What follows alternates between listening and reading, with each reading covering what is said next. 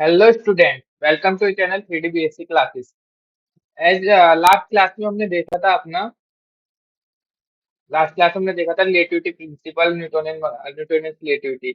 तो ये इस यूनिट का अब लास्ट चैप्टर चल रहा है। यूनिट वन लगभग फिनिश होने को है। इस टॉपिक के बाद हम इसके कुछ न्यूमेरिकल्स और एमसीक्यूज और लास्ट ईयर के क्वेश्चंस देखेंगे।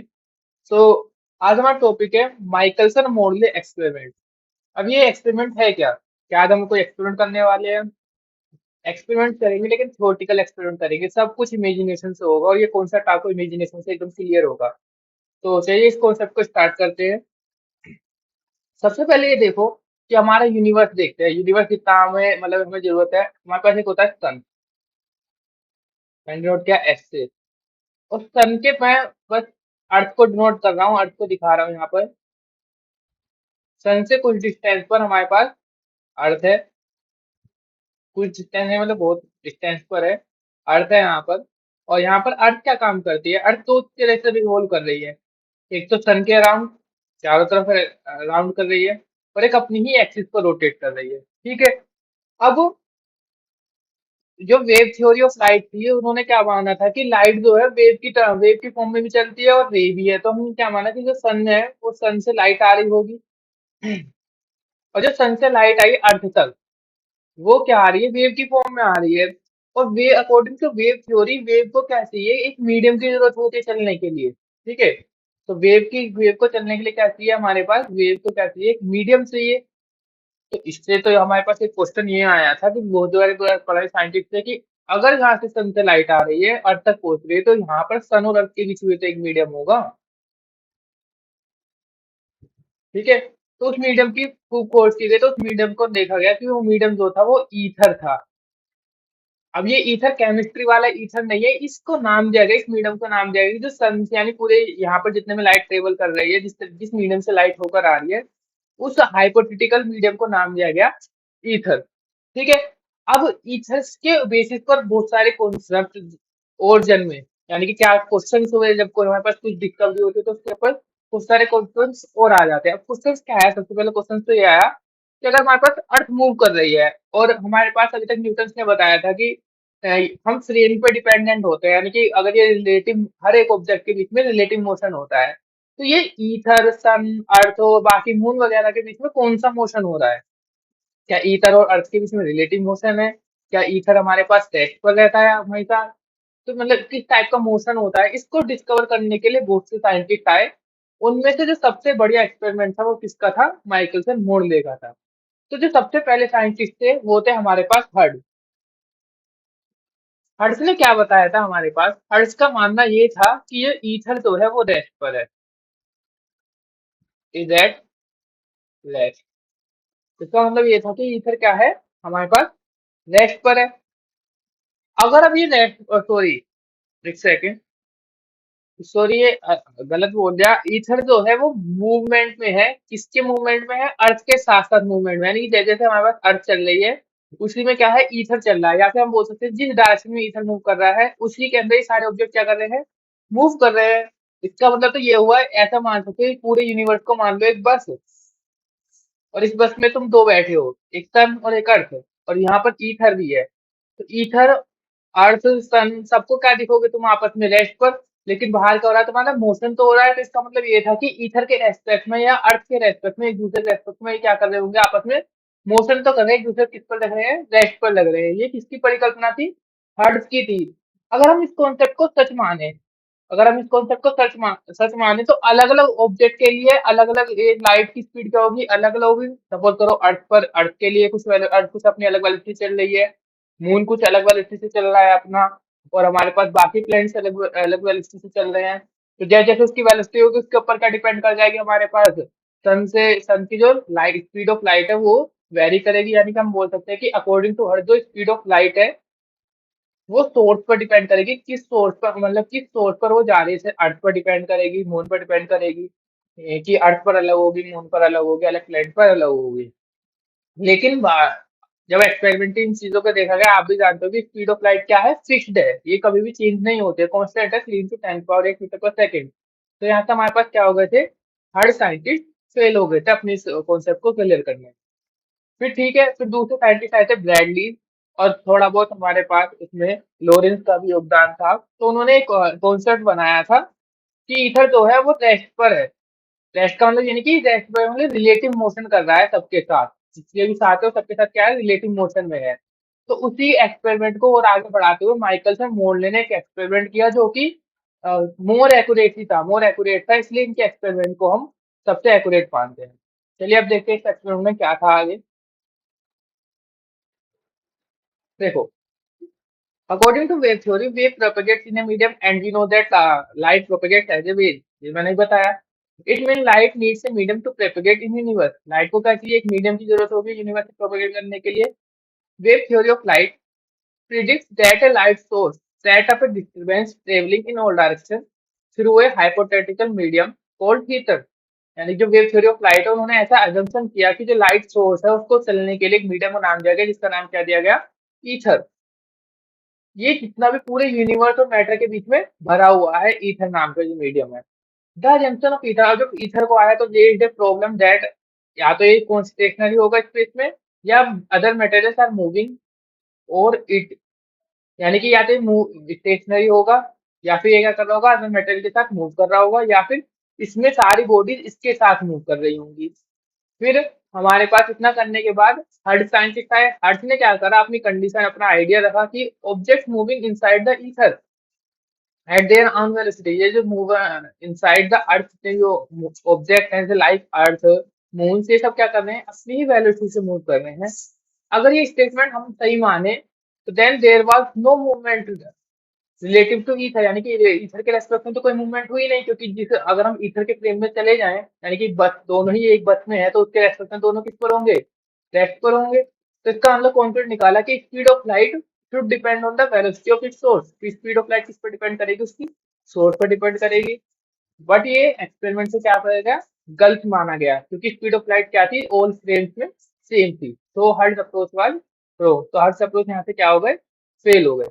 फिर हमारे पास Bradley's observation of aberration of light from stars, यानी कि उन्होंने स्टार्स पर खोज की तो उनको पता लगा had shown that the ether must be stationary in space. Ether क्या होना चाहिए, स्टेशनरी होना चाहिए स्पेस में। If a body move in a space, अगर मूवी बोर्ड कोई भी बॉडी मूव करके स्पेस में, then there is a relative motion between the body. यानी इधर जो मैंने बताया था, तो इधर स्टेशनरी होगा, और अगर कोई बॉडी मूव करेगी तो उन दोनों के बीच में क्या होगा, रिलेटिव मोशन होगा। रिलेटिव मोशन मैंने कई बार बता दिया है, एक बार और बता देता हूँ आपको रिलेटिव मोशन क्या होता है। रिलेटिव का मतलब एक सिंपल एग्जांपल से समझाऊंगा। आप जब ट्रेन वगैरह में जा रहे होते हैं, हमारे पास ट्रेन है, यहाँ तुम बैठे हो, ट्रेन के साइडों में यहाँ पर पेड़ वगैरह लगे होते हैं, खंभे वगैरह लगे होते हैं। तो तुम तो जा रहे हो आगे की तरफ, ठीक है। तो तुम्हें क्या लगता है, क्या तुम ये सोचते हो, अगर तुम ध्यान से बस तुम्हारा फोकस सिर्फ इस पर हो, तुम भूल जाओ अपने आसपास की दुनिया को, सिंपल इमेजिन करो कि तुम ट्रेन में जा रहे हो और तुम ये भूल जाओ कि तुम ट्रेन में हो, बस सिंपल इस पेड़ वगैरह को देख रहे हो, तो तुम्हें क्या लगेगा कि तुम तो रेस्ट पर हो, ये ट्रेन और पीछे के सब क्या जा रहे हैं, पीछे की तरफ जा रहे हैं, ऐसा ही लगता होगा। तो इसी को बोलते हैं रिलेटिव मोशन। रिलेटिव मोशन का मतलब है कि हमारे रेस्पेक्ट में दूसरे ऑब्जेक्ट की वेलोसिटी या दूसरे ऑब्जेक्ट का मोशन क्या है, उसी को बोला रिलेटिव मोशन, किसी के रेस्पेक्ट में देखना, ठीक है। सो ऐसे ही यहाँ पर ईथर के रेस्पेक्ट में रिलेटिव मोशन होगा, ठीक है। अब चलते हैं नेक्स्ट पर। नेक्स्ट क्या है हमारे पास, अब रिलेटिव मोशन अर्थ और ईथर को देखने के लिए किस टाइप का रिलेटिव मोशन होता है, उसमें different scientist perform different experiments. Out of this experiment, Michelson और मोरले एक्सपेरिमेंट का जो था वो बहुत सिग्निफिकेंट था। ये सब मैंने बता दिया, अब इसको थ्योरेटिकल लिखा है जिससे आपको नोट प्रोवाइड होना है। Michelson Morley used N interferometer. ये एक डिवाइस है जो उन्होंने माइकल मोरले ने अपने एक्सपेरिमेंट में क्या किया था, यूज किया था इन इज एक्सपेरिमेंट। अब एक्सपेरिमेंट की कंडीशन क्या थी, स्टेटमेंट क्या थे, वो देखो। We know that Earth rotates on its axis around the sun at 3 into 10 power 4, यानी कि जो सन की अर्थ की जो वेलोसिटी अराउंड द सन वो है 3 into 10 की पावर मीटर पर सेकेंड। अगर ईथर को हम क्या मानते हैं, स्टेबल मानते हैं, यानी कि रेस्ट पर मानते हैं, तो लाइट जो है flows through this medium ether, then the earth passes through the medium with a velocity of 3 into 10 की पावर 4 मीटर पर सेकेंड। यानी कि इसका मतलब क्या है, इसका मतलब है ये कि अगर हमारे पास ये अर्थ है जो कि मूव कर रही है 3 into 10 पावर 4 मीटर पर सेकेंड से, और यहाँ पर हमारे पास सन है, और हम ईथर के रेस्पेक्ट में देख रहे हैं। तो ईथर को भी किस पर दिख रही होगी, 3 × 10⁴ मीटर पर सेकंड, क्योंकि ईथर किस पर माना गया है, रेस्ट पर माना गया है। ठीक है, तो ये बताएगा कि ईथर के रेस्पेक्ट में भी किसकी वेलोसिटी चल रहा होगा, 3 × 10⁴ मीटर पर सेकंड चल रहा होगा। ठीक है, तो एक बार स्टेटमेंट को दोबारा पढ़ते हैं। We know that earth rotates on its axis around the sun at 3 × 10⁴ metre per second. If ether is considered stable, अगर उसको स्टेबल मान लिया जाए ईथर को, light flows through this medium, यानी लाइट ईथर से होती जाएगी, then the earth passes through the this medium with a velocity of 3 × 10⁴मीटर पर सेकंड। इसका मतलब यही है कि वो भी किससे, ईथर के रेस्पेक्ट में किससे पास करेगी, 3 × 10⁴मीटर पर सेकंड की वेलोसिटी से पास कर रही होगी। अब देखते हैं इसका एक्सपेरिमेंट का अरेंजमेंट क्या था, इसको अभी देखेंगे। इससे पहले ये समझो इनका अरेंजमेंट। इनके अरेंजमेंट में क्या था यहाँ पर, ये हमारे पास, एक सेकंड, ये हमारे पास सोर्स है जहां से हमारे पास क्या आ रही है, लाइट आ रही है। उसके आगे हमने क्या लगा दिया, कॉन्वेक्स लेंस लगा दिया था। ये क्या है हमारे पास, कॉन्वेक्स लेंस होता है। ठीक है, तो ये हमारे पास सोर्स है, यहाँ से कॉन्वेक्स लेंस क्यों लगाया, जिससे कि रेज क्या हो सके, पैरेलल हो सके, डाइवर्ज हो सके। ठीक है ना, इसलिए। अब यहाँ पर एक लगा होता है हमारे पास मिरर, मिरर बोल दो, या इसको नाम बोलते हैं beam splitter, beam splitter, beam splitter. ठीक है, तो मिरर इसमें क्या होता है, एक तरफ पॉलिश कर दी जाती है, ठीक है, सिल्वर की। तो उसमें क्या होता है, ये जो रेज इस तरीके से सिस्टम में रखा जाता है कि यहाँ पर एक मिरर रख दिया जाता है M1 नाम से, इसको दूसरा मिरर M2। ये दोनों क्या होते हैं, आपस में परपेंडिकुलर होते हैं, M1 और M2 परपेंडिकुलर, ठीक है। और ये जो हमारे पास मिरर रखा गया है, जिसका नाम डिनोट किया गया है P से या फिर बीम स्प्लिटर, वो दोनों ही मिरर से कितना एंगल बना रहा होता है, 45 डिग्री। सो जब इस पे से रे आके पड़ती है, तो ये इस तरीके से डिफ्लेक्ट होती है कि इसका जो थोड़ा सा इस रे का, लाइट का कुछ भाग तो ऊपर की तरफ चला जाता है और कुछ भाग इधर की तरफ चला जाता है। ठीक है, बस अभी इसका भी प्रिंसिपल समझना है कि होता क्या है, कैसे कैसे काम कर रहा है, बाकी हम आगे डिस्कस करेंगे भी इसको। क्या होता है कि सोर्स से लाइट निकली, वो इस मिरर से टकराई, इस मिरर से टकराने के बाद ये दो पार्ट में डिवाइड हो जाती है। इसका कुछ पार्ट किस पर चला जाता है, मिरर 2 पर, और उसका कुछ पार्ट चला जाता है मिरर 1 पर। तो यही बात मैंने यहाँ लिख कर दिखाई है। In this experiment, we send a light beam from the source towards the observer. If light travels in the direction of Earth's motion, ये भी बताऊंगा ये क्या है, बस तो पढ़ लीजिए। If light travels in the direction of Earth's motion and in the opposite of Earth's motion, in these two events, the time taken by the light to travel from the source to the observer will be different. So there is a time interval. With the help of this experiment, the speed of Earth with respect to ether can be calculated. इसका मतलब क्या था, इसको समझना कि हमारे पास जब source आया, इसको इस पूरे सिस्टम को तो बोलते हैं इंटरफेरोमीटर, इंटरफेरोमीटर। ठीक है, इसमें क्या हुआ कि जब ये यहाँ से आई, इस पूरे सिस्टम को मान के चलो तुम यूनिवर्स, ये पूरा क्या है, यूनिवर्स है। ये क्या है हमारे पास, ऐसे यानी कि सन है, सन से क्या आई, लाइट आई। और इसको ये क्या है हमारे पास, ये अर्थ है। अच्छा, ये में टेलीस्कोप लगा होता है जहाँ से ये सिस्टम के अंदर की हम सब चीज, जितना भी इसके अंदर प्रोसेस हो रहा है वो सब हम यहाँ से देख रहे हैं। यहाँ से हमारे पास क्या है, वुमेन आए हैं, यानी यहाँ से हम क्या कर रहे हैं, यहाँ पर देख रहे हैं। ठीक है, अब होता क्या है, ये सन है, ये अर्थ है। तो ये अर्थ क्या कर रही है, सन के चारों तरफ क्या कर रही होगी, मूव कर रही होगी कुछ इस तरीके से। अब तुम्हें सोर्स को मैं इस तरीके से दिखाना चाह रहा हूँ कि सन यहाँ पर है और अर्थ उसके आगे, तो तुम्हें क्या लगेगा कि अर्थ कुछ इस तरीके से मूव कर रही है। तो हम बस इसका फ्रंट वाला व्यू देख रहे हैं, तो फ्रंट व्यू यही है कि यहाँ पर ये अर्थ है, तो अर्थ कुछ इस तरीके से वी वेलोसिटी से मूव कर रही है, यानी रोटेट कर रही है। तो मैंने अर्थ यहाँ से वी वेलोसिटी से रोटेट करी। ठीक है, अब जब वी वेलोसिटी से रोटेट कर रही है तो रिलेटिव मोशन होगा, क्योंकि ये हमारे पास फ्रेम ऑफ रेफरेंस, किसको देख रहे हैं हम, फ्रेम ऑफ रेफरेंस मिरर को बना रहे हैं, मिरर से सब चीज देख रहे होंगे। ओह सॉरी, मिरर को, ये बीम स्प्लिटर, बीम स्प्लिटर से हम सब चीज देख रहे होंगे। तो हमारा फ्रेम ऑफ रेफरेंस क्या कर रहा है, वी वेलोसिटी से मूव कर रहा है, यानी कि ये अर्थ है, वी वेलोसिटी से मूव कर रही है। अब जब भी रिलेटिव मोशन होगा, यानी कि अब वी से मूव कर रही है, अब ये स्पीड ऑफ लाइट आएगी सी, इसकी वेलोसिटी कितनी है, सी है, स्पीड ऑफ लाइट लाइट आएगी जिसकी वेलोसिटी सी है। आपने देखा होगा कि अगर आप किसी गाड़ी पर हो, जो कि वी वेलोसिटी से मूव कर रही है। ठीक है, सपोज करिए 10 मीटर पर सेकेंड से मूव कर रही है, और यहाँ पर तुम ऊपर बैठे हो, तुम्हारे हाथ में एक बॉल है। वी 10 मीटर पर सेकेंड की वेलोसिटी से गाड़ी मूव कर रही है, तुम्हारे हाथ में एक बॉल है, तुमने इस बॉल को फेंका 5 मीटर पर सेकेंड की स्पीड से इसी डायरेक्शन में, जिस डायरेक्शन में बस मूव कर रही है। ठीक है, तो इसमें क्या होगा, तुम्हारे पास जो यहाँ पर अगर कोई यहाँ पर रेस्ट पर खड़ा है, तो अगर वो इस बॉल को कैच करेगा तो उसे इसकी स्पीड कितनी दिखेगी, 15 मीटर पर सेकेंड। क्यों दिखेगी, क्योंकि ये रिलेटिव मोशन हुआ किस किस के बीच में, बस और तुम्हारे बॉल के बीच में। इसमें जब क्योंकि सेम डायरेक्शन में वेलोसिटी मूव करते हैं तो वो ऐड हो जाती हैं, रिलेटिव मोशन हुआ है क्योंकि, तो रिलेटिव मोशन में वेलोसिटी क्या हो जाती है, ऐड हो जाएंगी 10 + 15।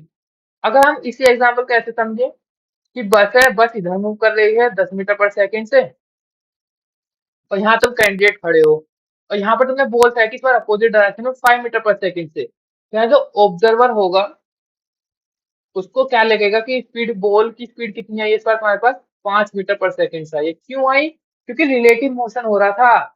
5 मीटर पर सेकेंड से तुमने इधर की तरफ फेंका, लेकिन बॉल पर एक वेलोसिटी इस बस की भी तो लगेगी 10 मीटर पर सेकेंड। अगर तुम पहली बात तो ये बॉल इधर जाएगी नहीं, क्योंकि ये वाली वेलोसिटी कम है, ये वाली वेलोसिटी ज्यादा है, तो बॉल ओवरऑल इधर ही आएगी। तुमने देखा भी होगा कि आप जब बस में चलते हो किसी ऑब्जेक्ट को फेंकते हो, वो पीछे की, कभी कभी ऐसा होता है पीछे की न जाकर आगे की तरफ भी आ जाता है, तो वो किसकी वजह से होता है, हमारे पास रिलेटिव मोशन की वजह से होता है। ठीक है, तो यही है कि अगर सेम डायरेक्शन में होगा तो वेलोसिटी क्या हो जाएंगी, ऐड हो जाएंगी, और अपोजिट डायरेक्शन में होगा तो वेलोसिटी क्या हो जाएगी, माइनस हो जाएगी। अब यही कॉन्सेप्ट हमारे यहाँ पर था, खाली मिरर, इस वाले मिरर की बात कर रहा हूँ, इस वाले मिरर की बात अभी बाद में करेंगे। जब यहाँ पर ये लाइट आई, जिसकी वेलोसिटी कितनी थी, सी, और ये वाला ऑब्जेक्ट यानी अर्थ कैसे मूव कर रहा है, वी वेलोसिटी से आगे मूव कर रहा है, तो जब लाइट यहाँ से यहाँ तक जाएगी तो उसकी स्पीड ओवरऑल कितनी हो जाएगी, सी प्लस वी, क्योंकि स्पीड क्या हो जाएगी, ऐड हो जाएगी। तो जब यहाँ से यहाँ जाएगी, इस डायग्राम को दोबारा बनाऊंगा, पहले समझ लीजिए कि जब यहाँ से यहाँ मूव करी तो स्पीड क्या होगी, सी प्लस वी। जब इधर से इधर जाए, देखो लाइट तो अब इधर की तरफ मूव करे, यानी सी तो इधर है, लेकिन वेलोसिटी तो अभी भी इधर है, तो इधर सी तो हमेशा ज्यादा ही होगी वी से, तो सी माइनस वी हो जाएगी जब इधर से इधर आएगी। और हमारे पास, हमें पता है टाइम क्या होता है, डिस्टेंस अपॉन स्पीड। तो जब स्पीड चेंज हुई तो हमारे पास टाइम भी क्या हो जाएगा, चेंज हो जाएगा, यानी कि यहाँ से यहाँ जाने में टाइम कुछ अलग लगेगा, यहाँ से यहाँ जाने में टाइम कुछ अलग होगा, और ये ओवरऑल टाइम को मैं मान लूंगा यहाँ पर टी। ठीक है, तो यहाँ से यहाँ तक कुछ टाइम लगा, मैं सपोज करो इसको नाम दिया पी, तो पी से बी तक जाने में टाइम लगा T1, बी से बी तक आने में टाइम लगा T2, और ओवरऑल टाइम क्या हो जाएगा, T is equal T1 plus T2। तो हमें ये टाइम ही निकालना है। अभी हम एक्सपेरिमेंट के रिजल्ट तक बाद में समझेंगे, हम ऐसा क्यों कर रहे हैं, वो हमें लास्ट में समझ में आएगा कि हमने ऐसा क्यों किया। तो यहाँ से टाइम निकाल लिया। सेम कंडीशन हम यहाँ पर देखेंगे, यहाँ थोड़ा सा अलग होगा। ये कैसे होगा, पहले इसको डायग्राम को एक अलग डायग्राम बनाते हैं। देखो यहाँ पर हमारे पास क्या होता है, एक सोर्स है, सोर्स से लाइट निकलेगी, यहाँ पर क्या होगा, एक कॉन्वेक्स लेंस लग रहा होगा, इससे लाइट कुछ ऐसे पैरेलल ट्रेवल होगी। यहाँ पर हमारे पास एक इस तरीके से मिरर होगा, या फिर हम इसको बोलते हैं बीम स्प्लिटर, मिरर की तरह काम करता है। ऊपर हम यहाँ पर एक मिरर लगा देंगे, तो नाम देंगे हम M1। यहाँ पर हम एक मिरर लगा देंगे, तो नाम देंगे हम M2। यहाँ पर हमारे पास टेलीस्कोप होगा,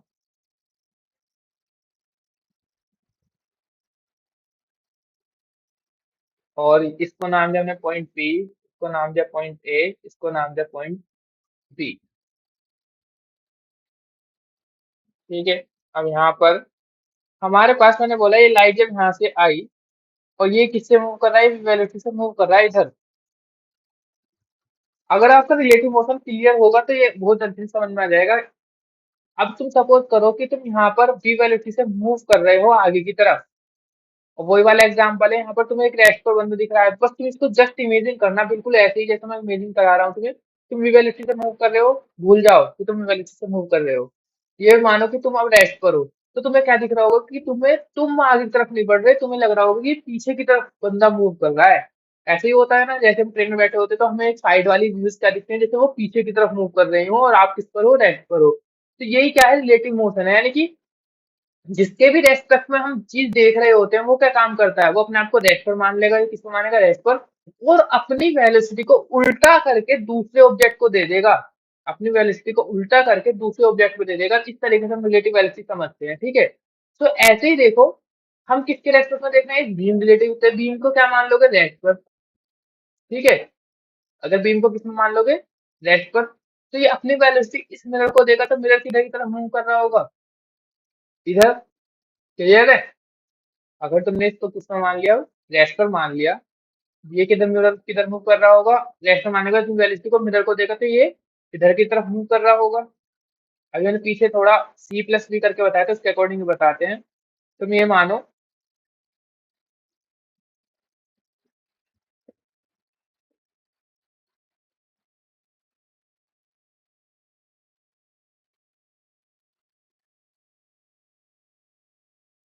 एक सेकेंड।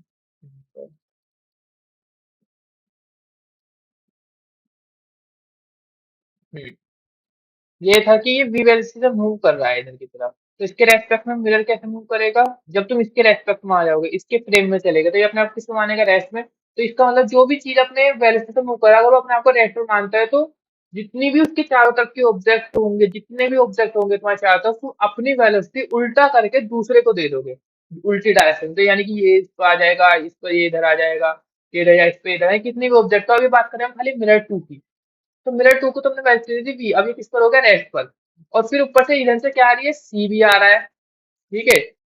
तो बस समझाने के लिए बता रहा हूँ, यहाँ पर सी आ रहा है, तो अब सी इधर है, मिरर इधर मूव कर रहा है, तो ओवरऑल नेट वेलोसिटी क्या होगी, C-V। फिर जब ये लाइट इधर जा रही होगी, तो मिरर तुम्हारे रेस्पेक्ट में इधर मूव कर रहा है, स्पीड ऑफ लाइट भी इधर मूव कर रहा है, तो इधर आने पर क्या होगी, तुम्हारी C+V होगी। अब तुम यहाँ कंफ्यूजन हो गया, अभी सर आपने पीछे बताया कि यहाँ थोड़ी सी डायरेक्शन मूव कर रहा है, हमने 8 को डायरेक्शन मूव करके मान लिया। तो कई बुक्स में तुम्हें दिखाया होगा कि ऊपर वाला C++ तो इससे कंफ्यूजन नहीं होना है तुम्हें, ठीक है ना। ठीक है, यहाँ तक कॉन्सेप्ट क्लियर हो गया होगा। मिरर टू का कैसे करना है कि जब इधर जाएगा तो वेलोसिटी C+V हो जाएगी, जब इधर आएगा तो C-V। इसके अकॉर्डिंग देखें तो इधर जाने पर C-V, C+V, तो इसमें कंफ्यूजन नहीं होना है कि इधर C-V किधर C+V।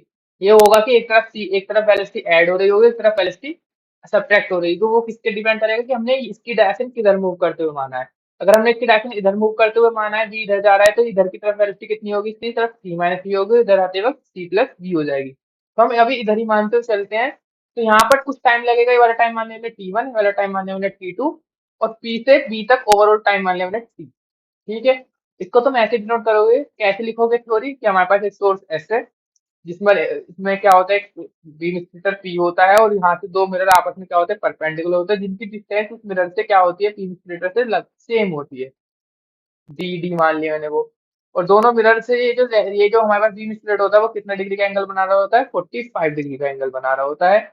जब सोर्स से एक हमारे पास लाइट निकलती है, तो वो लाइट टू पार्ट में डिवाइड हो जाती है, जिसमें कुछ पार्ट हमारे पास M1 मिरर के पास जाता है, कुछ पार्ट M2 मिरर के पास जाता है। और रिफ्लेक्शन के बाद ये दोनों ही हमारे पास दोबारा एक पॉइंट पी पर मेरे पर बीम स्प्लिटर पर आते हैं, और इस लाइट को आपस ये टेलीस्कोप पर जाके मिलता है, ठीक है। अब इनिशियली तुम ये मानो कि हमारे पास ये वेलोसिटी से मूव ही नहीं कर रहा था, ये रेस्ट पर था, तो हमारे पास क्या ये डिफरेंस आएगा टाइम वन टाइम टू का, डिफरेंस नहीं आएगा। क्यों डिफरेंस नहीं आएगा, क्योंकि जब ये रेस्ट पर होगा तो सी वेलोसिटी से इधर जाएगा, सी वेलोसिटी से इधर आएगा, ऐसी सी वेलोसिटी से ऊपर जाएगा, सी वेलोसिटी से नीचे आएगा, यानी कि टाइम क्या होगा, लगभग उस टाइम पर सेम होगा। लेकिन अब हमें तो रियल पता है कि अर्थ वी वेलोसिटी से क्या कर रही है, रोटेट कर रही है। मैंने मानी कि वी वेलोसिटी है, हमें पता है 3 × 10⁴ होता है, तो इतनी वेलोसिटी रोटेट करे, तो हमें इस वेलोसिटी को तो कंसीडर करना होगा। सो आई होप इस मिरर के रेस्पेक्ट में तो समझ में आ गई कैसे कैसे कंसीडर करना है। अब देखते हैं मिरर M1 के रेस्पेक्ट में, मिरर M1 के रेस्पेक्ट में क्या होगा। तुमने देखा होगा, बस का एग्जांपल देखते हैं। बस में जा रहे हो तुम, और एक बस यहाँ पर खड़ा है, बस में तुम बस वो कर रही है वी वेलोसिटी से आगे की तरफ, ठीक है। ध्यान से समझना, इमेजिन करना, एक ऑब्जर्वर ए अंदर है, एक ऑब्जर्वर बी बाहर है, इसने उठा ली एक गेंद। तो जब तुम खुद सोचो, तुम बस के अंदर किसी की बॉल को या किसी भी चीज को ऊपर उछालोगे, तो तुम्हें क्या लगेगा, तुम्हें क्या लगेगा कि बॉल ऊपर गई और वापस नीचे आ गई, ऐसी तो लगता है तुम ऊपर गई बॉल वापस नीचे आ गई, लेकिन बाहर वाले को क्या दिखेगा कि यहाँ पर बाहर वाले को क्या दिख रहा होगा कि हर एक चीज बस के अंदर जितनी भी चीज है वो किस चीज भी किस वेलोसिटी से मूव कर रहे होंगे, वी वेलोसिटी से मूव कर रहे होंगे। बॉल भी, तुम भी किस वेलोसिटी से मूव कर रहे हो, वी से। ये ऑब्जर्वर ए भी किस वेलोसिटी से मूव कर रहा है, वी से, क्योंकि जितने भी उस फ्रेम है वो सारे ही ऑब्जेक्ट तो उसी वेलोसिटी से मूव कर रहे होंगे। फ्रेम की सारी वेलोसिटी हर एक ऑब्जेक्ट को मिलेंगी। अब तुम्हारे अकॉर्डिंग क्या होगा कि जैसे ही तुमने बॉल ऊपर उछाले तो बॉल का पाथ कुछ ऐसा होगा, बॉल ऊपर गई, यहाँ पर ये बॉल इस तरीके से नीचे आई, और तुमने जब यहाँ पर थे तो तुम भी आगे तरफ मूव कर रहे थे, तो तुम भी उसी टाइम में उतना ही मूव कर गए। तो इसलिए तुम्हें क्या लगता है कि बॉल क्या आ गई तुम्हारे पास, डायरेक्ट सीधे हाथों में आई, लेकिन रियल में क्या हुई है वो, रियल में बॉल ने आगे की तरफ मूव किया है और तुमने भी क्या किया है, आगे की तरफ मूव किया है। अब इसी कॉन्सेप्ट को समझते हैं हम मिरर के रेस्पेक्ट में। जो मिरर M1 था उसको वेलोसिटी कितनी मिल गई, v मिल गई, यानी कि वो आगे की तरफ मूव करा। अब जब आगे की तरफ मूव कर रहा होगा तो यहाँ से जब तुम इसमें से देख रहे होगे तो उसकी वेलोसिटी, जब लाइट यहाँ से गई, यहाँ से लाइट आई, तो लाइट ऐसे थोड़ी गई होगी, ऐसा तो तुम्हें लग रहा था, लेकिन जब तुम रियल में देखोगे तो ये तो वी वेलोसिटी से आगे की तरफ मूव कर रहा है, तो ये भी वेलोसिटी से मूव कर रहा होगा आगे की तरफ, क्योंकि हर एक चीज क्या है, ये पूरी क्या है, यूनिवर्स में है और अर्थ से कनेक्टेड है, तो ये भी वेलोसिटी से मूव कर रहा होगा। इसको ध्यान से समझना। ये भी हमारे पास कुछ ऐसी सिचुएशन बनेगी कि जब इसको हमने यहाँ से लाइट रे गई तो वो ऐसे न जाकर कुछ ऐसे जाएगी, क्योंकि ये भी आगे तरफ मूव कर रहा था, नहीं लाइट रे कुछ आगे तरफ मूव कर गई होगी, और ये मिरर भी आगे तरफ मूव कर गया होगा। ये बस वाला कैंडिडेट समझो, ये बस वाला यहाँ था, उसने गेंद उछा ली, गेंद उछा ली, वो आगे की तरफ मूव कर गया और गेंद भी हमारे पास आगे की तरफ मूव कर गई, तो उसका पाथ कुछ ऐसे आएगा, और ये मिरर भी हमारे पास कुछ यहाँ शिफ्ट कर गया होगा। क्लियर है, बस ये क्लियर हो जाए फिर तो डेरिवेशन सिंपल समझ में आ जाएगा, बस ये समझ में आना चाहिए कि क्या हो रहा है हमारे पास। ये समझ में आया ना रिलेटिव मोशन कैसे हो रहा है, रिलेटिव मोशन बहुत कॉन्सेप्ट, इसको अच्छे से समझना है क्या क्या हो रहा है हमारे पास। तो क्या हुआ, यहाँ से जब ये आगे तरफ मूव करा वी से, तो हमारे पास हमें रियल में क्या हो रहा है, हमें यहाँ से देखने में तो लगा कि सीधा गया सीधा आ गया, लेकिन रियल में हुआ क्या कि जब ये वी वेलोसिटी से पूरा प्लेन मूव कर रहा है तो ये मिरर भी वी वेलोसिटी से मूव कर रहा है आगे की तरफ, और जब ये वी वेलोसिटी से मूव कर रहा है आगे की तरफ, तो ये रियल में जब यहाँ से रे गई वो ऐसे न जाकर वो कैसे गई, वो ऐसे गई, क्योंकि ये वी वेलोसिटी से मूव कर रहे थे दोनों प्लेन, तो यहाँ से गई और वापस जब आगे की तरफ आ रही होगी तो वो इस तरह का, ये वाला पाथ लगभग कुछ बना होगा। तो यहाँ पर हमारे पास इसने यहाँ पर टाइम अलग अलग लगा होगा, क्यों टाइम अलग अलग लगा होगा, जब यहाँ पर अच्छा टाइम अलग लगा होगा या सेम लगा होगा, ये बताओ।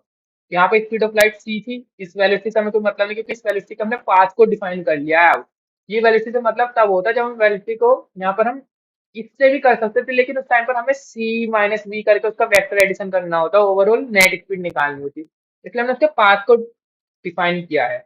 तो जब ये यहाँ से गई तो वो भी सी वेलोसिटी से, यहाँ से आई तो सी वेलोसिटी से मूव करती हुई गई, और अभी तो स्पीड कुछ और आएगी जो हम कैलकुलेट करेंगे। मान के चलो कि सी से गई, सी से आई, तो यहाँ पे टाइम क्या लगेगा, सेम लगेगा, यहाँ पे टाइम क्या लगेगा, सेम लगेगा, लेकिन टोटल टाइम क्या हो जाएगा इसका, ट्वाइस ऑफ जो भी ये टाइम होगा, तो इसको टोटल टाइम को मान लेता हूँ टी डैश।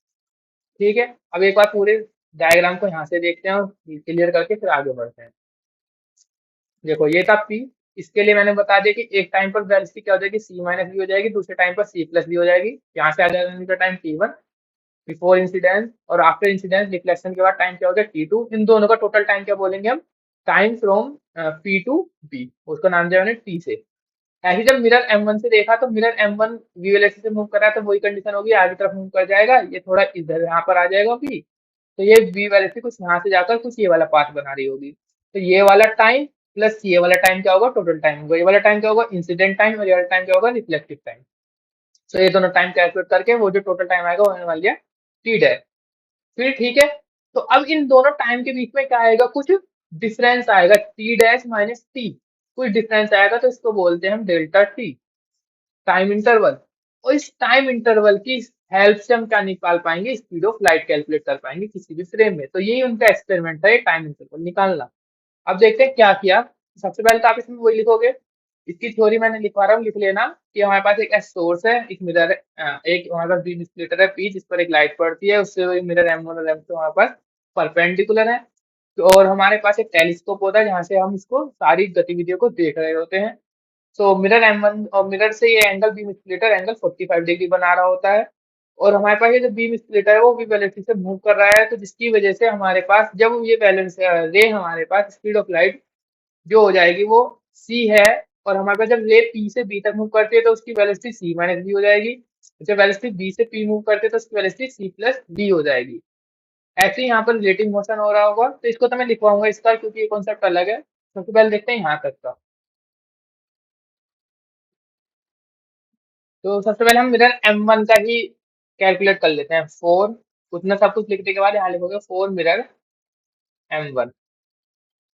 तो मिरर m1 यहाँ था इनिशियली, अब रिलेटिव मोशन में क्या हो जाएगा, ये थोड़ा सा आगे की तरफ एक्सटेंड कर जाएगा। ठीक है, क्योंकि अभी वेलोसिटी क्या कर रहा है, मूव कर रहा है। यहाँ पर हमारे पास ये मैंने मान लिया कि m1 और ये कंडीशन हो गई हमारे पास m1 डैश, और ये हमारे पास क्या था, बीम स्प्लिटर था।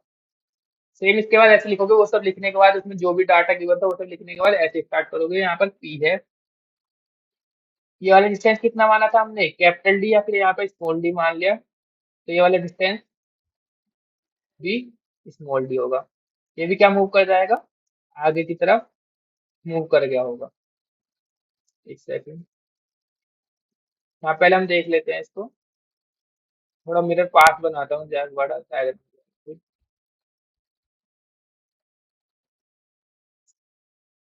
जब यहाँ से मिरर यहाँ आएगा, थोड़ा आगे तरफ डिस्प्लेस हो गया, तो यहाँ से रे ऐसे ना जाकर कैसे जाएगी, रे कुछ इस तरीके से जाएगी रिफ्लेक्शन के बाद। ठीक है, और फिर जब भी नीचे आ रहे होगे तो ऐसे आ रहे होगे, उस टाइम पर ये भी क्या कर गया होगा, आगे की तरफ मूव कर गया होगा, यहाँ से रिफ्लेक्ट होकर वो टेलीस्कोप पर चली जाएगी। तो ओवरऑल कॉन्सेप्ट ये था। तो एक लगभग ट्राइंगल बनेगा, ये वाला डिस्टेंस कितना हो जाएगा हमारे पास, डी। ठीक है, यहाँ पर ये वेलोसिटी बी से मूव कर रहा था, तो जितना टाइम से यहाँ से यहाँ तक मूव करने में लगा, उतना टाइम से यहाँ से यहाँ तक मूव करने में तो लगा होगा। कैसे, वही बस वाला एग्जांपल देखते हैं। ये बस में जब तुम्हें जितना यहाँ पर तुम एक घड़ी लगा लेना, एक वॉच लेना, एक बाहर से एक वॉच लेना, तो अंदर वाले को भी ये दिख रहा होगा कि ऊपर गई नीचे गई, तो टोटल हमसे 2 सेकंड लगे हैं ना। तो जब तुम बाहर से देखो तो उसे भी कितना लगा होगा कि वो 2 सेकंड में वो यहाँ से यहाँ गई है। ठीक है, टाइम यानी सेम होगा दोनों ही फ्रेम्स में। तो यहाँ पर भी टाइम, चाहे तुम यहाँ से यहाँ मूव करा तो वो वाला टाइम क्या होगा, टी, और यहाँ से यहाँ तक भी टाइम क्या मान लिया मैंने, टी मान लिया। सो ये वाला टाइम क्या माना मैंने, टी। तो ये वाला डिस्टेंस कितना हो जाएगा, डिस्टेंस क्या होता है, स्पीड इंटू टाइम, वी वाले से मूव कर रहा है तो ये वाला डिस्टेंस क्या हो जाएगा, वी टी। यानी कि ये वाला डिस्टेंस कितना आ गया हमारे पास, वी टी। अब ये वाला डिस्टेंस कितना होगा, डिस्टेंस कितना होगा, सी इंटू टी, क्योंकि स्पीड कितनी है सी और टाइम कितना लग रहा है टी, सी इंटू टी। क्लियर है यहाँ तक। नाउ अकॉर्डिंग टू फिगर, अगर हम इस फिगर में देखें तो ये हमारे पास सी टी का होल स्क्वायर, पाइथागोरस को हम लगाएं, सी टी का whole square equal to V T का स्क्वायर प्लस डी स्क्वायर। तो यहाँ से C square T square equal to V square T square plus D square. यहाँ से हम मान लेंगे, एक सेकेंड, शायद मैंने यहाँ टाइम थोड़ा चेंज कर दिया है। हाँ, कि टोटल टाइम को टी डैश जो होता है टोटल टाइम है, ये ऊपर जाया और नीचे आया। यहाँ पे टी1 टी2 इसको मान लेना तुम टी डैश, सॉरी, कि टी1 टी2 इसको तुम मान लेना अलग अलग दोनों फील्ड हो गए, टी1 इधर जाने का समय, टी2 इधर जाने का समय। ठीक है ना, तो जो इसका टोटल टाइम होगा वो टी डैश, और इसका जो टोटल टाइम होगा वो टी होगा। ठीक है, और ये जो टाइम माना है वो हमने यहाँ आने का, इसको तुम मान लो टी डबल डैश मान लो। ठीक है ना, यहाँ पे टी डबल डैश माना है यहाँ से यहाँ तक मूव करने का टाइम, तो टी टी डबल डैश का स्क्वायर डबल डैश है डबल डैश। यहाँ से हम टी डबल डैश की वैल्यू निकालेंगे, तो वो कितनी आ जाएगी, इसको सोल्व करोगे जब, टी डबल डैश का square is equal to D square upon C square minus C square. तो T double dash is equal to under root में D square upon C square minus C square. तो T double dash D divide by under root of C square minus B square. तो ये कहाँ से कहाँ तक का टाइम आया हमारे पास, ये वाला टाइम आया यहाँ से यहाँ तक मूव करने में, लेकिन हमें टाइम कहाँ से कहाँ तक का निकालना है, ये प्लस ये। ठीक है, सो हमारे पास total time taken by light to travel from mirror M1, कितना टाइम लगेगा, उसको नोट किया, टी डैश से is equal to twice of T double dash. तो T dash is equal to 2d upon under root of C square minus V square. ये वाला time आ गया हमारे पास। Now now for mirror M1, ठीक है, for mirror M1 the speed of light travelling from, देखो स्पीड ऑफ लाइट यहाँ से यहाँ तक कितनी है,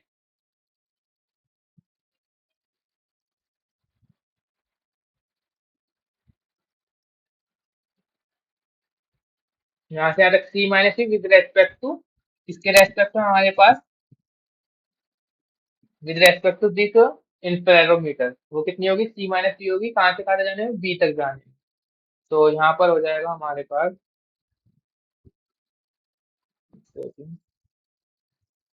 the speed of light travelling the speed of light with respect to device है, यहाँ पर हमारे पास जो भी हमारे पास डिवाइस यूज हो रहा है, speed of travelling from p to b is equal to क्या होगी, c minus v।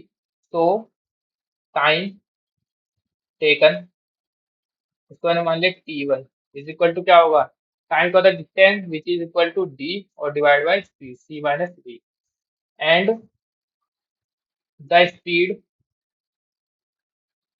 From b to p, तो b टू p जा रहा है तो स्पीड क्या हो गई हमारे पास, c प्लस v। तो टाइम कितना लगेगा यहाँ पर, time taken t2 d upon c plus v, और यहाँ से हम क्या निकाल लेंगे, नेट टाइम। तो net total time taken by light रे फ्रॉम मिरर M2। तो M2 के लिए कितना टाइम लगा वहां पर, टोटल टाइम t से जोड़ता है t1 प्लस t2। तो ये यहाँ पर सोल्व करेंगे इसको, t is equal to t1 क्या था यहाँ पर, d upon c minus V plus d upon c plus V. तो इसको सोल्व करेंगे, cross multiply d into C minus V plus D into sorry C plus V into C minus V divide by C minus V into C plus V. अंदर multiply कर देंगे इसकी, तो D C plus D V plus D C minus D V divide by A plus B, A minus B का formula तो ए square minus B square. यहाँ से D C से डी वी कैंसिल, तो ऊपर बचा 2dc upon C square minus V square. ऊपर नीचे क्या काम करेंगे हम यहाँ पर, यहाँ से क्या काम करेंगे, सी स्क्वायर कॉमन निकाल लेंगे तो हो जाएगा 2dc अपॉन, यहाँ से सी स्क्वायर कॉमन निकाल लिया तो अंदर बचेगा 1 minus V square upon C square. तो यहाँ से time is equal to, C से सी कैंसिल हो जाएगा तो ये बचेगा 2d upon C divided by 1 minus V square by C square. तो दो टाइम आ गए, एक तो पास हमारे पास टाइम आ गया मिरर M1 के लिए, टाइम आ गया हमारे पास मिरर T2 के लिए। अब इन दोनों में क्या होगा, कुछ टाइम डिफरेंस आया होगा, यहाँ से बाद हम लिखेंगे, ये दोनों ही लाइट कहाँ पर आकर मिलती है, टेलीस्कोप पर। टेलीस्कोप को नोट करें हमें T से। So these both raise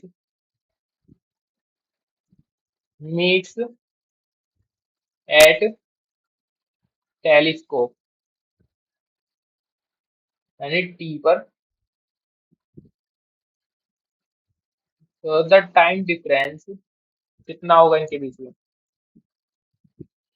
time difference between these two rays होने वाले delta T is equal to क्या होगा? T minus T dash. तो डेल्टा टी, एक सेकेंड, अब हमें ये देखना पड़ेगा बड़ा टाइम कौन सा और छोटा टाइम कौन सा है। टी क्या है हमारे पास? 2d/c 1 - v² / c²। और टी डैश क्या आया था हमारे पास? टी डैश आया था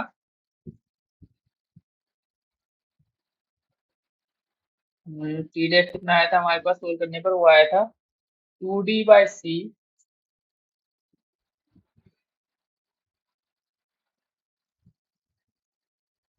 एक सेकेंड, अब देखते हैं उसमें कितना टाइम आया था।